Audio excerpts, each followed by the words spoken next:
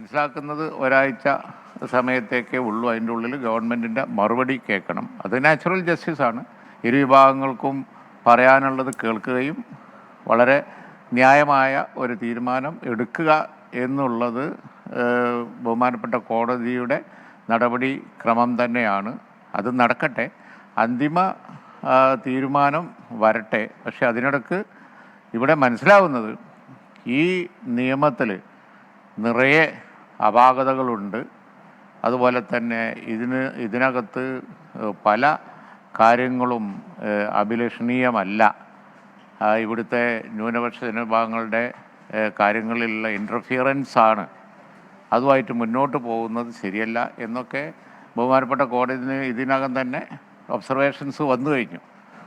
അത്രയും പ്രത്യാശ ഉളവാക്കുന്നു. അന്തിമ വിധി എന്താണോ എന്നുള്ളത് നമുക്ക് കാത്തിരിക്കാം. അതിൽ നമുക്ക് പ്രത്യാശയാണല്ലോ, ഒരു ശുഭാപ്തി വിശ്വാസമാണല്ലോ ഈ സമയത്ത് വേണം. അതാണ് ഞങ്ങളെ സംസ്ഥാന പ്രസിഡൻറ്റും ഇപ്പോൾ പറഞ്ഞത്.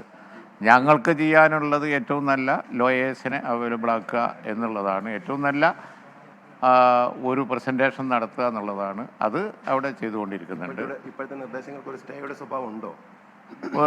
എന്തായാലും താൽക്കാലികമായ ഒരു സ്റ്റേയുടെ സ്വഭാവം ഉണ്ടല്ലോ. ഇപ്പോൾ കയറി ഗവൺമെൻറ്റിന് ഒന്നും ചെയ്യാൻ കഴിയില്ല.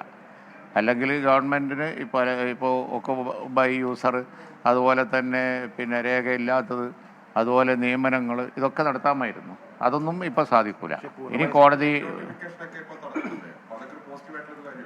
അല്ല, പിന്നെ സോ ഫാർ സോ ഗുഡ് എന്നേ നമുക്ക് പറയാൻ പറ്റുള്ളൂ.